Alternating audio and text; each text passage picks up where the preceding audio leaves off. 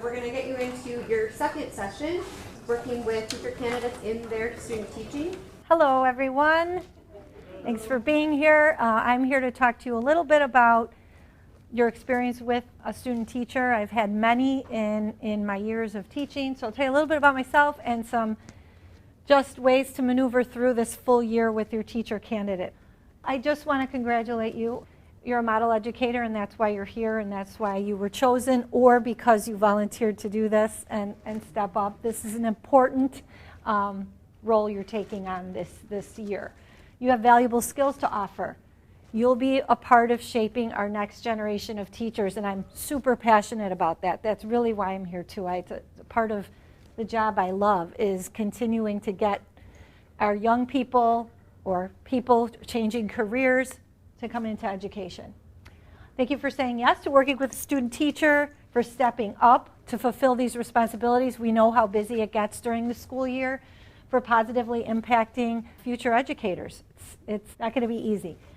If you could just tell me, think about what is one piece of advice you would give a teacher coming into education right now? What's a word or one thing that you would say to them at this moment that's positive? Okay, I have to be really careful because we veteran teachers, we complain. You know, we're used to our things and it's what we do.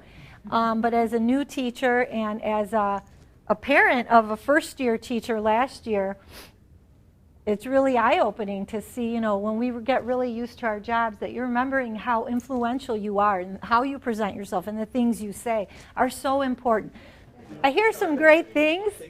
If there's anything you want to collectively share from your tables or individually, great, but listen to each other too, because I think this is good advice you could be giving from all. Anyone over here want to share? Common sense. Common sense. I was going to say that, you know, they did contact me about this, the student teacher who was also playing esports with students and inviting them. And you can't do that. You know, there has to be a limit. Mm-hmm. You're here to teach, and we understand engaging with students in the community mm-hmm. and all of that, but there needs to be approval, there needs to be communication, there needs to be some common sense. Mm-hmm. And so common sense isn't always common sense. So it's making sure that we are really explicit on boundaries and what's appropriate and what's professional and all of those things.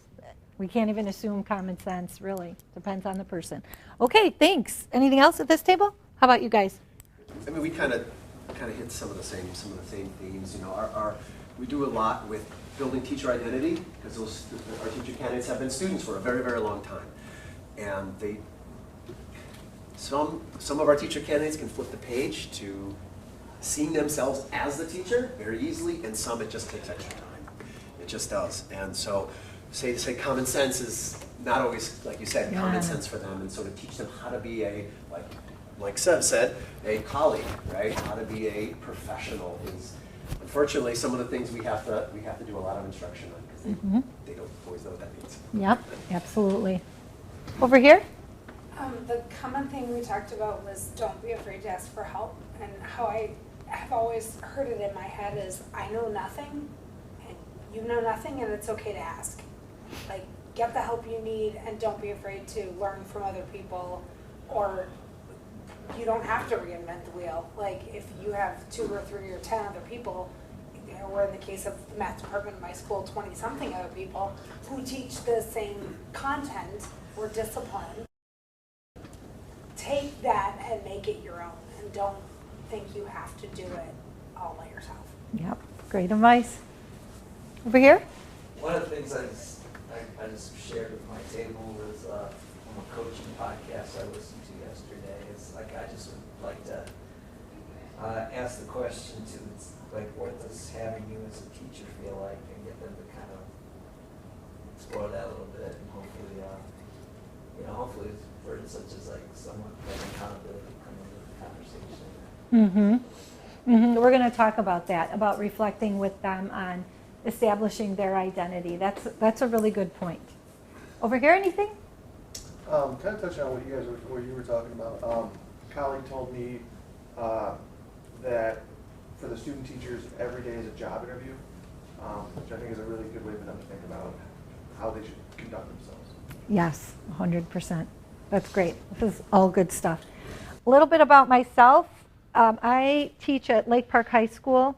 I say I teach, but I don't anymore. I'll be my first year not teaching in 28 years. But I come from Lake Park High School, which is in Roselle. We are a high school district, just one high school, 2 campuses. We have an east campus and a west campus. I've been a high school teacher for 28 years. I've been a department leader for 14 years, and this year I have embarked on a new role as assistant principal for instruction. So I had to work today. I came from work. I'm working in the summer for the first time ever. I mean, I know we all work in the summer. I mean, lots of curriculum work in the summer, but I'm like really working. So I have to go back after this. So yeah, anyway, that's been new for me. I've been a cooperating teacher, many from NIU, and they come so well prepared, so well prepared. Some from ISU also, and Elmhurst University are some of the ones that I've had over the years. I've also been an internship supervisor for student teachers. I have 3 children, very familiar with this age group and teaching, and actually the age of your student teachers right now. I live with a 16-year-old and a 21-year-old and a 24-year-old. So my son just finished his first year teaching. So when I created this, at the time I created this presentation, I had a student teacher of my own in my classroom, and my son was going through student teaching at the same time. So this is really like fresh, raw things that were going on. But I'm super passionate about working with future educators. It's really important when they say there's a shortage in teachers, you know, if you have children on down the line, we need good teachers, right? This is such an important job. So this experience to me is like the most important thing that they can do in their journey to becoming a teacher is student teaching, that experience. And you're largely a part of that. So that's why I'm here talking to you today, because this just means a lot to me. You're going to have them a full year. The first semester, or September, August to December time, you know, it's a time for you to get familiar with your student teacher, and your student teacher get familiar with the systems of the school, your systems, etc. It's a time for you to get familiar with one another, and a time for your student teacher to get to know your students in a non-presentational way, just kind of floating through the room. How are ways that you can get to know your student teacher? Set aside time to get to know one another. Just casual conversations, in between classes conversations. Build trust in a safe environment. You know we all do it for our students, right? It's all about building that safe environment. The student teacher needs that too. That same empathy and that same care and concern that you give to your students, you need to give to that student teacher because they are still a student. This is where I was talking about self-reflection and accountability. In this getting to know you time, have your student teacher identify their strengths. What are your strengths? What are your areas of growth? And what are they excited about? It's important for them to identify what their strengths are, and not the like, I'm friendly, you know what I mean, like really dig deep. What are your strengths? What areas do you feel like you need to grow in? Because maybe they don't know yet. That's the thing. What are they excited about in the student teaching? And most importantly, what do they fear about this experience? I mean, you'll see some of them, they're just shaking like a leaf the first few times they get up there, you know. And I tell them, I'm like, they're teenagers. They still cry at home. Even though they're 6 feet tall, they still cry at home. You know, you have to tell them these things. Because many of them are so young, you know, unless it's a second career. And so it's intimidating. Get to know your student teacher. Introduce the student teacher. This is really important. Introduce the student teacher as someone who is partnering with you in their learning experience this year. And it's really important how you introduce this person. Because if it's like, well, they're learning, it's like this, however you do that, the vibe that you give is what the students are going to pick up on, right? So you have to show a lot of respect and partnership in working with that student teacher so that the students understand the respect is equal. Because one day, one moment in this year, you're going to leave the room. And that student teacher is the teacher. So devote some class time to getting to know Mr. or Miss or Ms. Getting to know the student teacher.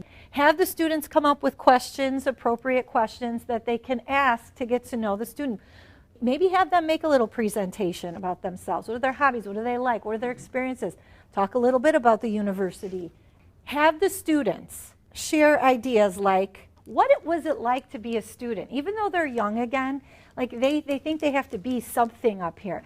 But the best teachers really are the ones that remember what it was like to be a student, right? Because you still connect, you understand.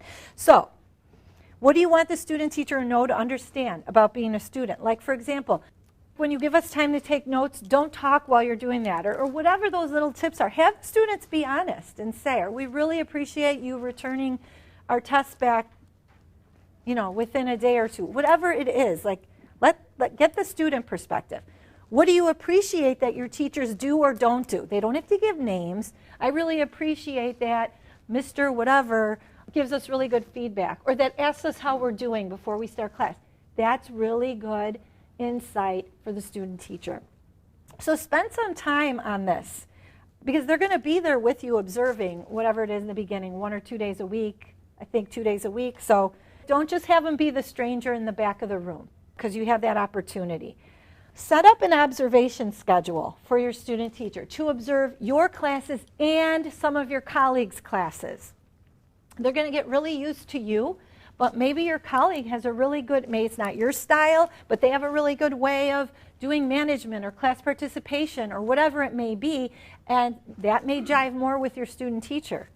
So just getting that multiple perspective. Give the student teacher an area of focus while observing. This is the other thing. They do a lot of observation hours, but now this is the year of student teaching. When you send them to observe a colleague, or when they're going to sit and observe you do your lesson, give them an area of focus so that they're not just there faking it. I mean, I don't know. You don't know, right? Like, are they paying attention to what you're actually doing? Because it's important. And they don't really know how important it is until they're up in front of the class and they're like, oh, I wish I paid attention more. So say, like, today, I want you to observe me on my management.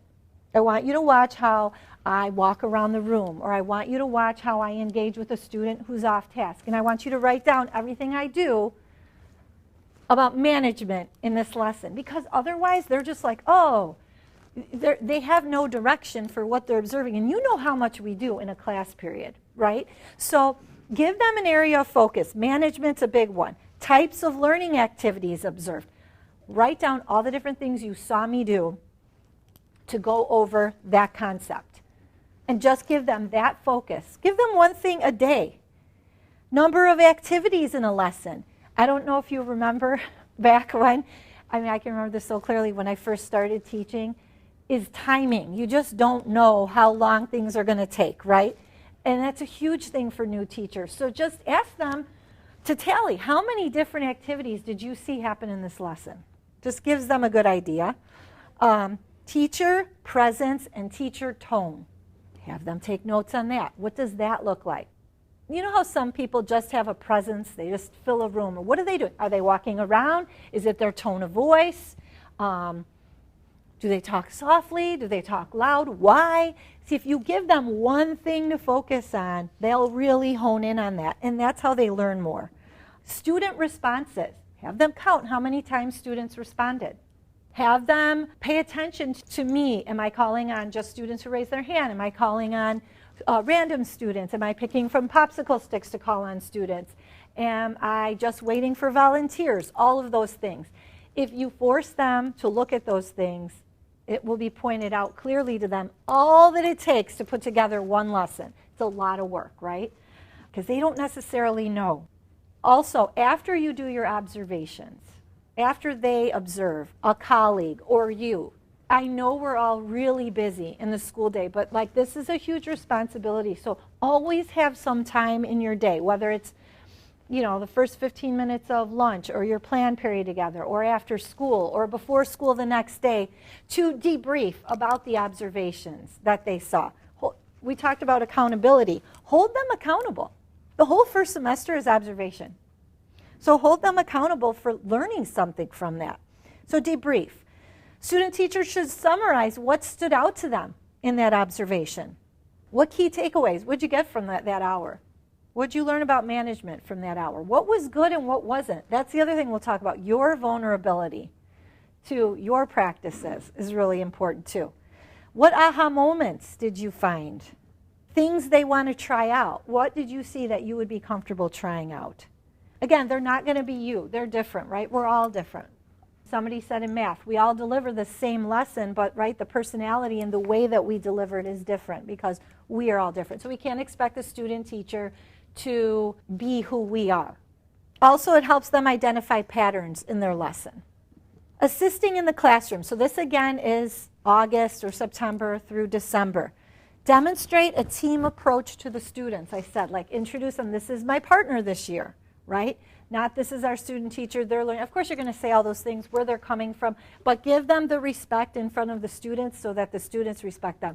Because if you don't, there will be management problems big time, and you'll end up spending a lot more time in that room at the end than you think so. Then you get parent calls and all kinds of things. Student teacher stands with you at the door and greets the kids. This is first semester. They should be out there with you, greeting, getting to know their names as they come in. Passes out papers, collects papers. Give them those things to do. Every day, give them a job to do if it's not just observation, little by little. Assist with lesson activities. So maybe they're in small groups and you're going to have the student teacher work with 2 of the groups and you're going to work with the others, etc. Just little by little. And this is really so the students start to see the partnership that's happening here. Management system. How you manage your class. Student behavior, how you pace your class, all those things. Talk to them about how you manage your class and why you do it the way you do. And I encourage you to have them go see your colleagues or other people in the building, not even in your department. You know how there's some people that you just know in your building that are strong in this area, have strengths in that area. Send the student teacher to see those things and ask about the how and the why always. Side-by-side planning. When you do your lesson planning, you're really doing them no good by saying, this is how I do it. This is what I want you to do. Explain the why. Plan together side by side. It's going to seem like a lot in the beginning. But if you want them to be independent at one point in this journey, you've got to put the time in at the beginning. Side-by-side grading. Grading is another one. NIU does a great job with grading. They spend a lot of time, I've found in my experience, but you cannot assume they understand how to grade and why we grade it this way. Go over the rubric with them so they understand, right? They have meaning, all of that. So that's just first semester. That's just like embedding them into the year with you. Go in there and just focus on management, or go in there and focus on how many times students are called on, and they'll see. And just ask, what did you get from that? And you have to develop that close relationship with them, like, you're not offending me or anybody else because this is between us. Like, at no other time is this person going to have somebody invested in them where it's not like connected to their job, right? You want to see them succeed, but they're going to be a teacher and all of a sudden now their tenure is at stake, right? So now is when you can be just brutally honest. So you have to get that back and forth. And it's okay to see bad teachers. To further that point, get them in as many classrooms as you can. Mm-hmm. You know, if they can see 6, 7 classrooms, good teaching, bad teaching, whatever, you know, young students, old students, the more they see the better. Because unfortunately, in an ideal world, we'd be able to place our students with all kinds of different teachers and see a range of experiences, but the reality is they sometimes don't. And so they may be coming to you of only seeing one teacher, right? Mm-hmm. Or one type of class. Right? And that's Right. If you have beginners, if you have freshmen versus what does a junior and senior class look like? What does a 6th grade class look like as opposed to an 8th grade class? Who knows where they're going to end up? But it is very different, right? You know, 30 freshmen in a room is very different than 30 seniors in a room. I just want to add, make sure that you check with the teacher.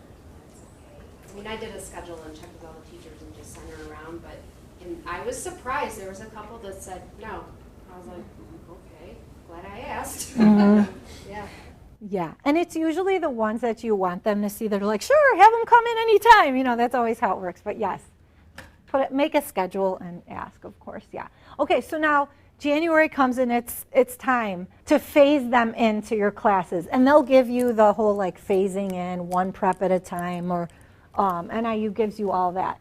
But at this time, you are now observing them and also providing feedback. Maybe even if they're eager, you know, in the first semester, they've done a activity in your lesson, and you were giving them feedback then. All those kinds of things. So here's some advice I have.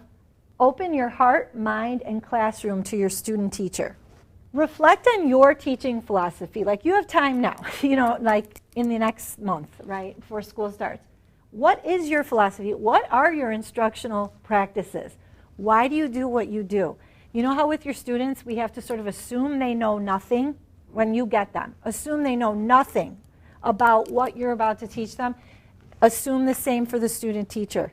When you do that, they're going to learn more. They're going to feel more open and comfortable to you than you assuming they should know this. That's when they get nervous and they don't ask questions. So why do you do what you do? You know, think about that. Empower your student teacher as a partner in this journey. Relinquish control of your students in your classroom, guys. This is really hard for us. Like, I love my students, you know, and you're building this relationship, and then now January comes and you kind of have to phase out. And it's hard for us as teachers.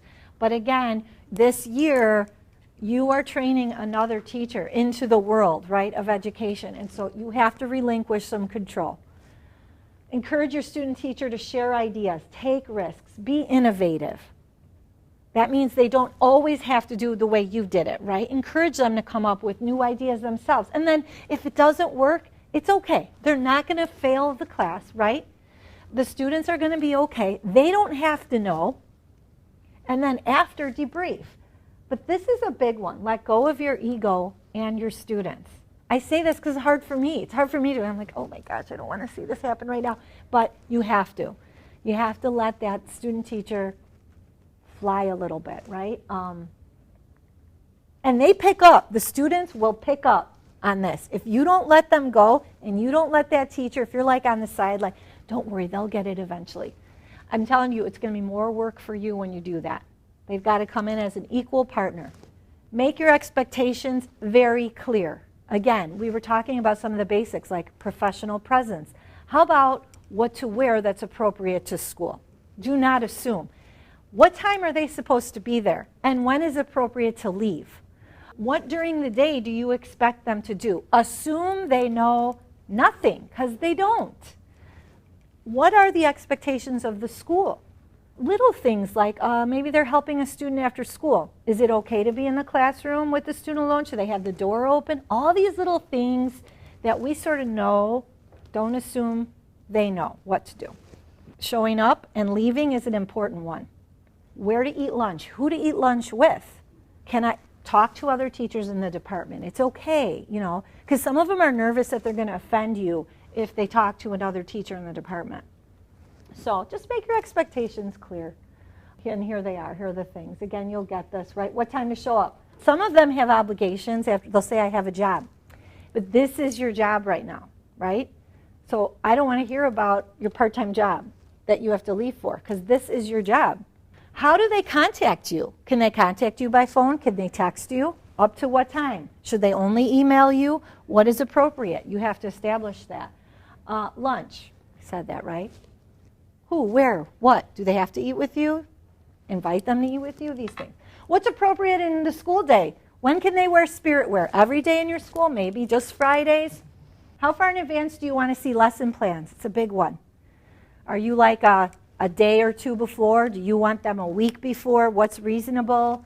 Again, when you're doing this side-by-side planning, sort of in first semester, and they're watching you, they should start to see your patterns. And that's when you should tell them kind of what you expect from them.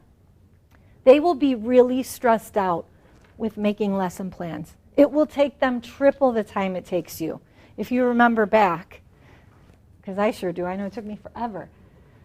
Time frame for returning assignments, returning assessments. What do you expect them to get things back to the students? Expectations during department and team meetings. I had an experience once where the student teacher was on their phone a lot in like our department team meetings, and that just doesn't look good to the rest of the team. It's not a good reflection of themselves. Again, like attached to the phone. You know your students, they're not much older, most of these guys, right? So what is appropriate? where to make copies, where do they get supplies. Have them think about, okay, this is your lesson for tomorrow. What do you need for this lesson? What supplies are needed? You know, I will tell you right now, not every student's going to walk in with a Chromebook. You're going to assume they do, but they don't. So what do you do then? Do you know what to do? Do you send them somewhere to get the Chromebook? Do you have a spare in the room? These are things you have to think through with them. Again, not assuming they know. Introductions to principals, secretaries, other important people. This is really important. We know, like, the most important person right here, you know, like in our building, it's like they know everything. They know how to get me everything I need, like best friends. You cannot walk past that person and ignore them. You know, these kinds of things. So introduce them, give them an opportunity to chat with the principal, the assistant principals, the secretaries, the copy person if you have one in your building. That's our best friend in our building. So this is important to build these relationships. This is so huge. Do not sugarcoat your feedback. You're only crippling them when you do that, right? You're going to feel weird, but you have to be direct. Like, I am invested in your success. Next year, or whenever it is you get that job, they're invested in your success too, but your tenure depends on it then. Right now, I can be brutally honest, and it's your time to grow without feeling embarrassed, without feeling ashamed. So I'm going to be really honest in the nicest way possible, right? Just as we would do with our students. Write your feedback out. A lot of times you'll observe and maybe not write. I like to, even if it's just a bulleted list, you might forget, but write the feedback out, talk to them about it, but give it to them so they can take it back to their corner, you know, at home and reflect. Chat in person, talk about it. One other thing I would highly recommend is be really specific in your feedback, right? In the beginning activity, the last 5 minutes when this happened, I talked about being really direct, just like we do with our students. Make sure that you provide always some positive things in there, right? We want to be direct, but you always want to have some pride. Even the littlest thing is a big deal. I remember specifically, I was at Hoffman Estates High School in my student teaching, and I was chewing gum. Now, like, why would I do that? But I was 21, and I was chewing gum. And she wrote down, "Your chewing gum is distracting." She was so direct with me, and I was like, oh, you know what I mean? And I needed to hear that, and that direct. And then she's like, and this was great, and this was great. Don't chew gum again. Like, you know what I mean? And I remember that. Look, I'm like 50 years old now, and I remember that. This is really nice. See, this is a nice way to be direct, but also soften it, right? Consider doing this. Try to, those are nice things to say, you know, that like soften a little bit of you being direct. Remind student teachers that just like we do our students, right, making mistakes are tools for learning. Can't make them feel like they know everything. Really, everything they're going to learn about the day-to-day is going to come from you. You're the coach, you're the mentor. You're not the evaluator, right? You don't want to come off that way. They're going to be evaluated for the next 4 years when they get a job, constantly, 3-4 times a year. You are a mentor and a coach, so allow them to make the mistakes. And they say to you, that totally flopped. It's okay. Here's what I want you to do next period. The next hour you teach us, we're going to change this. You know what I mean? In high school and in middle school, right, we have those opportunities to make changes as the day goes on. Always supportive and encouraging. Provide advice from another viewpoint. Invite another teacher in. Invite the principal in. After they've heard your feedback for a while, have a colleague who's a friend come in and observe and just take notes and give them the feedback. Have the principal come in. It's good experience for them, and it's giving them other points of view. Be a good role model. Model. Inside the classroom and outside of the classroom. What is it like to have outside of the classroom? When you're in the hall, what are appropriate conversations to have with students? Have them watch you have conversations with students in the hall. Colleagues in the office. What does that look like? Like I said, talking to the principal. What does that look like that's appropriate? What should you model? You should model a growth mindset like we do with our students, right? And that means I'm going to make mistakes and I'm going to fix it for the next time I do it. Professional development, encourage, tell them how. I mean, I don't know about in your districts, but in our district, pretty much we go to whatever professional development we want. We're very lucky. But show them how to advocate for professional development. Show them that that's really important. give them. There's discounts out there for conferences and such that student teachers can attend at a student price. That's really important, you know. I mean, I think I did so much professional development in the last few years of teaching than I ever did. We can always learn more and get better. Take risks, learn new strategies. Even you, what can you learn from them? What fresh ideas are they bringing? Model vulnerability. When you do this, your student teacher feels safe. For example, my student teacher, I would, you know, if I taught 3 of the same class, I'd be literally in between activities, and I would walk over to her as she was observing me, and the students would be working. I'm like, okay, that went way too fast, so I'm going to do this and this and this to cover that. Or that did not go well. Do you see? And I'm like talking through my what's going through my head. You know, now we have so much experience that we do this all in our head, but you literally have to talk all your thoughts out so they see how it goes. And I'm going to change this for next period, that kind of thing. So model vulnerability. I'm always like, see, I've been doing this a long time and I still don't always have it right. Show how you reflect on your lessons, right? Talk through your thoughts. Show how teachers are always modifying things. I mean, aren't we all still doing that every day, every period? I think I worked more in the last few years than I ever did. I don't know if it's just like you know more and the more you want to model professionalism. I say this because we do. We like to complain with our colleagues and stuff, but you've got to model, right, why this is the greatest job ever. Because I think it is. I just think teaching is the greatest, most rewarding job ever. And how are you going to model that for them? I had a wonderful student teaching experience, and I wonder if that's why I'm so passionate about it. And like I said, she was direct, she was honest with me, but it was the best. It was the best experience. How to build collegial relationships, show them what that looks like. How to communicate with parents. Some of your student teachers will be naturals. They'll be like really good at collegial relationships, and some will be super awkward, and you will have to sort of just like do more modeling. Introduce them to more people, like foster relationships with others. You know how important it is to know your colleagues. These are your work people. These are your work wives and husbands. How to become a part of the school community. Can they get involved in anything when they're student teaching? Can they assist? Maybe they're really interested in a sport. Could they assist? Could they go to some practices? Maybe they're in theater. Could they help out with the theater while they're there? Give them some extracurricular experience, or at least how to do it if they want to try. I know it's a lot, but some of them really, that's what motivates them to get into it even more and see what the kids are like outside of the classroom.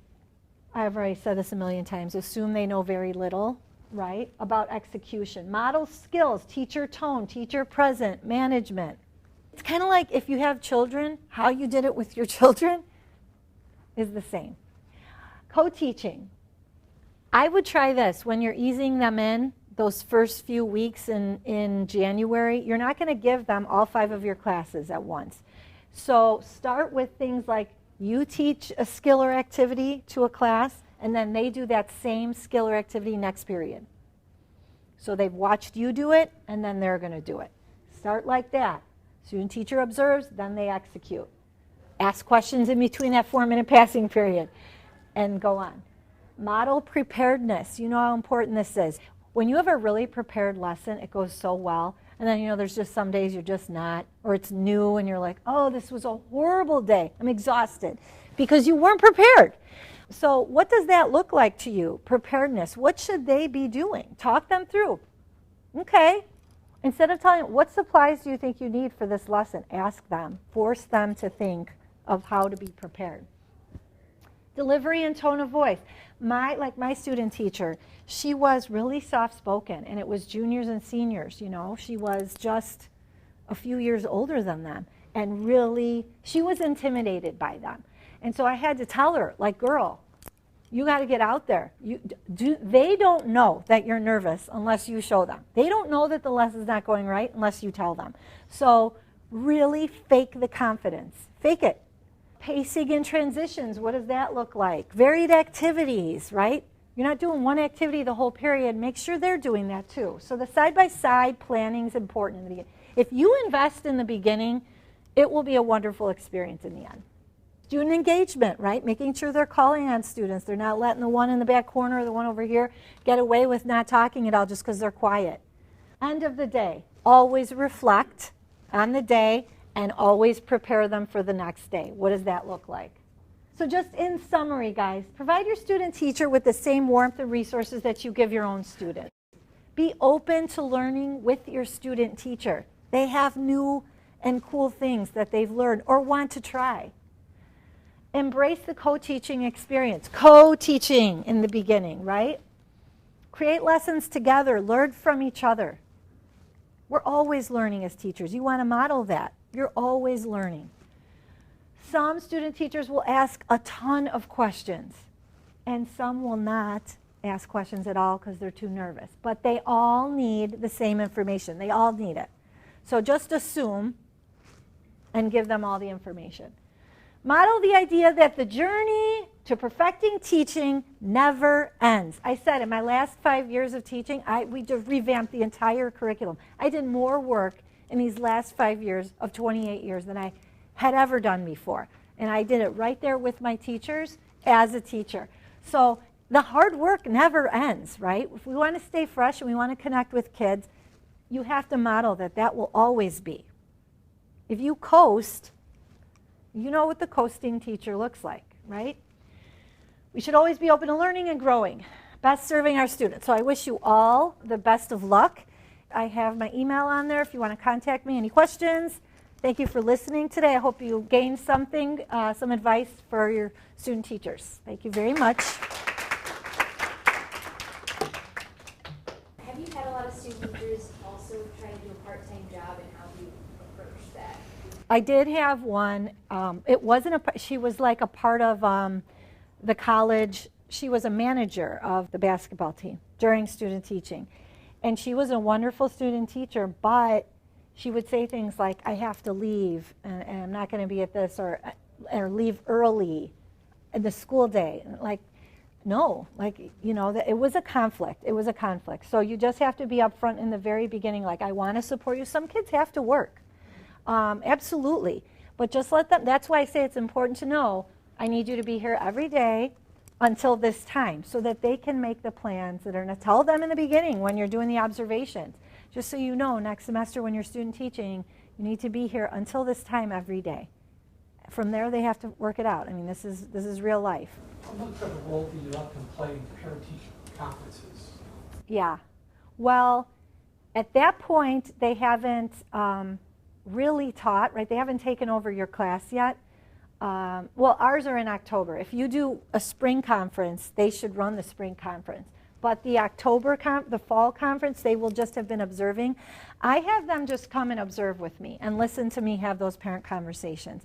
And second semester, they could run them and you could sit in, or you could not be there at all. It's up to you. It's up to how strong you feel that they'll do. But they're going to know more than you will if you do a spring conference. I don't know, not all schools do that. But the more they can watch you do it, the better off they'll be.